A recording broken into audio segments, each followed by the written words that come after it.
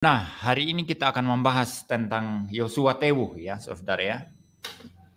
Dalam hal omong kosong, Yosua Tewu ini tidak asing lagi, saudara ya. Padahal dia tidak punya pengikut, saudara ya. Maksud saya pengikut orang-orang yang sifatnya ilmiah, akademik begitu ya, yang berpengaruh. Tidak ada. Dia tidak punya pengikut siapa-siapa kecuali subscriber YouTube-nya itu, saudara ya, orang-orang biasa yang tidak terpelajar yang dia bisa berikan omong kosong dia. Ya, saya akan perlihatkan satu video, saudara. Saya share screen dulu. Kalau yang ini kita akan bahas lebih santai, saudara, karena bagi saya yang namanya Yosua Tewu ini lebih tidak ilmiah, lebih tidak akademik, lebih ngawur dari yang namanya Yonatan Purnomo, saudara. Jadi saya bahas sambil kita ketawa-ketawa, kita santai-santai aja. Kita mau bahas dengan serius secara ilmiah juga kan tidak ada isinya igawan daripada Yosua Tewu ini, saudara ya. Jadi baik ya, itu saya tampilkan satu video dari kanal YouTube Yosua Tewu. Kita tidak usah putar ya, saudara ya. Saudara sudah bisa menduga apa yang dia ocehkan di situ dari judul video itu, saudara. Di situ dikatakan BMPT-KKI buktikan Tritunggal Bidat. Gereja-gereja apa kabar? Sudah saya bilang, kalian tidak percaya. Ini orang tidak tahu malu, saudara. Ini kebodohan, saudara. Nah, kebodohan semacam ini yang dilakukan oleh Yosua Tewu ketika mencatut nama BMPT-KKI di sini. Yang kedua, poin saya di sini adalah Yosua Tewu omong kosong besar di sini karena saya yakin sekali sebagian besar orang-orang di BMPT-KKI adalah pendukung atau penganut atau pengajar doktrin Trinitas. Itu sebabnya Dr. Erastus Sabdono pun akhirnya harus tersingkir dari BMPT-KKI karena dia menentang doktrin Tritunggal. Satu orang yang menjadi racun ini dalam kekristenan, saya pikir ini toxic people ini satu ini. Pendeta MYM. Saya juga berat mau bilang dia pendeta.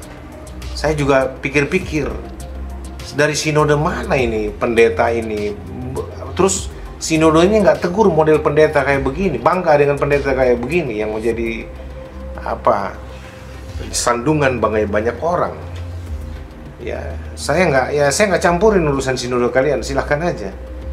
Tetapi pendeta MYM ini, MYM lah, saudara MYM inilah. Bagi saya MYM sekarang itu saya berikan singkatan menghujat Yesus di medsos. MYM, menghujat Yesus di medsos atau menghina Yesus di medsos, media sosial. Ya. MYM juga bisa mempermalukan Yesus di medsos dengan cara berbicara, cara katanya berapologet. Ya, 90% konten yang dia buat bukan pelajaran. Bahkan dia tidak menerangkan soal Tritunggal apa segala macam, hanya untuk mendebat-debat orang, mendebat pendeta, termasuk murtadin yang dibikin sakit hati oleh dia. Bahasa yang amat sangat tidak layak. Ya, yang nggak pantas sebenarnya dibuat oleh seorang yang katanya pendeta. Ya, saya mau katakan terlalu sombong manusia ini. Seolah-olah dia paling kuasai masalah teologi. Jualannya terus teologi. Teologi toksit lagi yang dijual. Ya. Teologi tritheisme. Ya, saya mau katakan yang dia sampaikan ini Allah Tritunggal, saya yakin bukan Allahnya Alkitab, Allah yang esa dari Alkitab.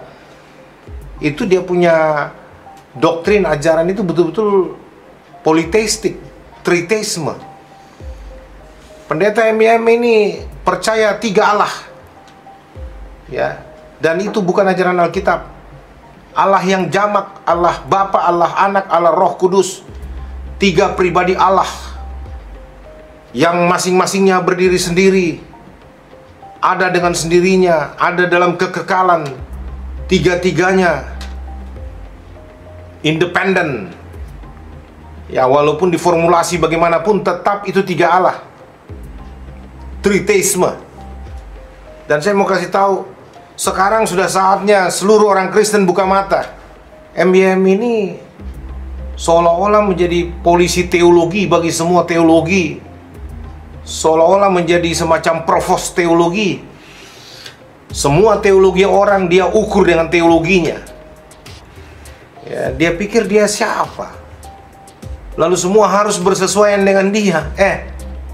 Ini roh preman, ini premanisme memaksakan kehendak. Saya nggak percaya kalau intelektualisme yang berbicara seperti model preman seperti ini, kayak orang sakit jiwa, lalu kemudian mengumbar kegilaannya. Saya nggak tahu deh. Tapi saya berharap dia bertobat sungguh-sungguh, ini manusia ini. Ini mengacaukan kekristenan ini dengan cara seperti ini. Selalu saja mengkritisi orang, bukan mengkritisi, mencerca. Itu bukan mengkritisi kalau apa yang dilakukan oleh MYM ini. Ya, tetapi betul-betul apa ya, memaki orang, menyesat-nyesatkan orang, menghujat-hujat apa yang mulia yang orang percaya, menganggap diri paling benar sendiri. Aduh, padahal cara bicara juga bicara putar sana putar sini. Padahal kembali di situ-situ juga hanya bangga menghafalkan dalil-dalil para teolog-teolog tempo dulu. Buka Alkitab aja nggak tahu, sampai ngamuk-ngamuk waktu di dalam satu acara debat Kristen Islam. Ya, saya lihat waktu itu dia ditegur sama Mas'ud, kalau saya nggak salah itu, Ustadz Mas'ud itu, karena salah buka Alkitab. Dikasih tahu di perjanjian lama atau perjanjian baru itu Pak, gini, ngamuk dia. Saya tahu, tidak usah ajar-ajar saya ini calon doktor dari luar negeri.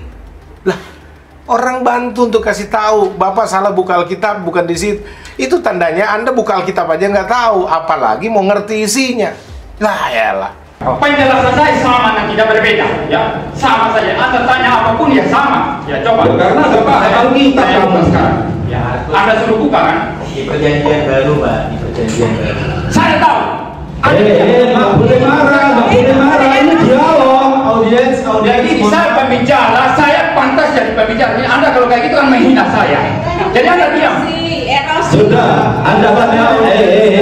Sudah, nggak usah marah, dibaca pun nanti ada.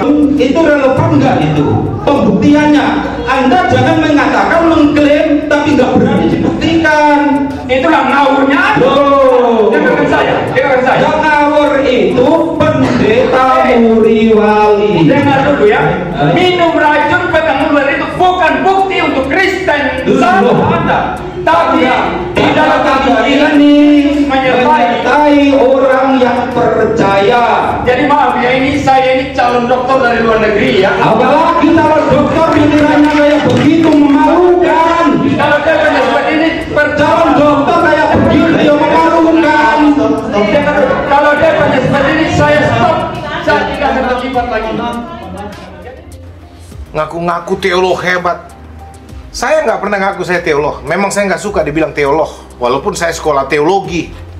Lagi pula, untuk apa pamer-pamer saya dari sekolah tinggi teologi ini, saya dari STT luar negeri ini dan sebagainya. Kombo sekolah STT-mu persis di samping sorga atau di planet Mars atau di planet Jupiter, saya nggak pusing. Ya, orang lihat isimu gitu loh. Apa yang kau percayai dan bagaimana kau mengamalkan ilmumu, dan jadi berkat atau tidak, memuliakan Tuhan atau tidak, memenangkan jiwa-jiwa bagi Kristus atau tidak. Itu yang orang mau lihat sama kau gitu. Untuk apa pamer-pamer? Belum lagi juga selesai, masih juga studi. Sombongnya bukan main. Apalagi sudah raih gelar doktor. Waduh, udah anggap diri jadi Tuhan kali. Angkuh. Saya nggak percaya roh yang ada dalam dirimu MYM itu Roh Kudus. Saya nggak percaya, betul-betul saya nggak percaya. Ya, siapa tahu memang itu roh setan yang ada dalam dirimu itu. Karena tidak ada kasihmu sama sekali. Bajingan cara bicaramu, preman banget gitu loh. membuat orang sakit hati. Teman-teman kita murtadin perlu didukung. Kita perlu tuh, bagaimanapun kesaksian mereka bilang melihat Yesus, ada kesaksian, perjumpaan-perjumpaan mereka dengan cara-cara yang spektakuler dan sebagainya. Kita hormati saja. Soal mereka bohong atau tidak, itu urusan mereka dengan Tuhan. Kita tidak perlu jadi hakim mereka, menilai-nilai, oh kalau begini. Orang bisa bertemu Tuhan dengan cara apapun. Pengalaman perjumpaan dengan Tuhan itu bisa dengan berbagai cara. Buka mata lu. Lihat nih, lihat. Saya juga punya pengalaman perjumpaan dengan Tuhan berbeda dengan yang lain. Anda barangkali tidak punya pengalaman berjumpa dengan Tuhan secara pribadi, tidak punya pengalaman perjumpaan dengan Tuhan. Ya, bahkan mungkin masuk STT karena pelarian saja. Kok sekolah tinggi teologi bukan karena panggilan, tapi pelarian. Saya bukan sombong, MYM, dengerin baik-baik. Saya dari dulu tamat SMA, saya tes di Brawijaya, saya lulus UMPTN, masuk di Fakultas Hukum. Walaupun hanya 1 tahun di sana karena ibu saya sakit di Makassar, saya balik. Saya tes lagi di Unhas, Universitas Hasanuddin, saya lulus. Saya masuk Visipol, Fakultas Ilmu Sosial dan Ilmu Politik, jurusan Sosiologi, sampai semester 8. Saya bukan drop out, tapi saya tinggalkan kuliah saya karena panggilan. Saya mau sekolah Alkitab. Dari 83, 84, 85, 86, tahu siapa saya, Muriwali, di Makassar. Kalau kau ketemu saya di waktu-waktu itu, wah, bonyok kau habis-habisan. Saya betul-betul bukan orang baik, dipanggil Tuhan dulu, Muri. Ya, MIM. Saya ini orang-orang yang kalau mau dibilang sampah masyarakat, sampah gitu loh. Tapi karena anugerah Tuhan, sampah ini didaur ulang menjadi bejana yang lumayan, jadi berkat. Bisa jadi berkat di beberapa tempat. So, makanya saya tahu diri. Tidak ada yang perlu disombongkan dari saya. Semua hidup saya ini anugerah. Tidak ada hal yang patut disombongkan. Sekolah di mana, kayak nggak perlu disombong-sombongkan. Gitu. Saya kuliah di STT Sumatera Utara di Medan. Saya kuliah di berapa STT saya datang masukin. Ijazah S1 saya aja ada 3 kalau bicara STT, STH. Cuma nggak perlu disebutkan di mana-mana gitu loh. Saya belajar, karena saya ini penggila belajar, saya penggila baca gitu loh. Jadi jangan sombong, kau sementara baru kuliah juga udah sombongnya bukan main. Ya. Saya mau katakan begini bukan apa-apa. Saya jengkel lihat tuh. Masa kau hina-hina murtadin punya keberadaan? Mereka itu sungguh rasa tertolak sekali. Pengalaman mereka membayar harga pindah agama dari Islam ke Kristen itu bukan main-main. Nyawa mereka taruhannya, MIM. Kamu ini ringan banget hina-hina murtadin, lalu bilang mereka itu kayak barang dagangan dijual-jual. Yusuf Mandubulu punya jualan murtadin. Otak di mana pakai otak? Buka mata lu itu. Nama mata lu tapi nggak punya mata. Kayaknya nggak. Ngapain kamu ini? Sombong banget. Bagaimanapun orang punya kesaksian, dihargai aja. Yang penting mereka terima Yesus sebagai Tuhan dan Juru Selamatnya secara pribadi. Ya, urusan mereka bohong tadi saya udah bilang. Mau mereka poles-poles kesaksian mereka atau bahkan sampai berbohong soal kesaksian mereka, urusan mereka dengan Tuhan, bukan urusanmu. Kau nggak berhak hakimi orang. Urus saja dirimu. Awasi pengajaranmu. Nggak usah orang lain punya pengajaran kau awasin. Siapa yang mengangkat kau jadi polisi atau pengawas pengajaran orang? Gila bener kamu ini. Ya, saya selama ini diam-diam saja, ketawa-ketawa. Tapi setelah tadi malam saya lihat kamu obok-obok ini murtadin, jadi marah saya. Di Indonesia tuh sebagian adalah Armenian yang percaya bahwa keselamatan itu bisa hilang. Sedangkan yang satu dari golongan Calvin, keselamatan tidak bisa hilang. Lah ini kalau dibuat ribut Bapak Ibu sekalian, nggak ada selesainya, betul kan? Nah kita tuh harus melihat kerangka yang lebih besar ya. Ada doktrin-doktrin yang dibuat oleh manusia dan saya tidak mau bicara soal doktrin. Kenapa? Karena kalau bicara soal doktrin, sekarang ini menurut majalah Science Today tahun lalu saya baca. Tahun lalu itu menurut majalah Science Today itu kekristenan di dunia itu ada 60.000 golongan kira-kira. Hampir kira-kira 58.000, hampir 60.000, mungkin sekarang sudah 60.000. Dan mereka mengklaim dirinya sendiri bahwa mereka itu adalah benar, Bapak Ibu sekalian. Semuanya bikin Alkitab sendiri-sendiri, kemudian bikin ajaran sendiri-sendiri, kemudian saling membedakan. Oleh sebab itu kekristenan itu tidak pernah bisa bersatu. Di Chinese, waktu saya sekolah di Chinese, ada kata-kata begini ya. 一个中国人是条龙，10个中国人是条虫。Satu orang Chinese itu adalah naga. Tetapi 10 orang Chinese kumpul jadi satu, jadi cacing. Kenapa? Karena ribut sendiri-sendiri. Semuanya saling mau berkuasa, saling menjatuhkan. Nah, sepertinya orang Kristen sekarang itu seperti itu, Bapak Ibu sekalian. Kalau mau lihat perbedaan, kalau mau dicari-cari, pasti ada bedanya, Bapak Ibu sekalian. Betul nggak? Saya dengan istri saya saja bisa berbeda konsep tentang. Saya punya dosen di STTI, suami istri ngajar. Istrinya bilang sama saya nggak cocok sama teologinya dia. Apakah begitu harus cerai? Itu kan pandangan-pandangan, Bapak sekalian. Nah, hari ini saya akan bicara dengan Bapak Ibu. Saya seorang biblika. Tuhan memberikan saya banyak karunia di dalam bidang bahasa. Saya sudah menerjemahkan Alkitab Perjanjian Baru kurang 20%. Saya juga membuat kamusnya. Saya membuat terjemahan gramatikanya supaya bisa membantu STT supaya tidak ribut, Bapak Ibu sekalian.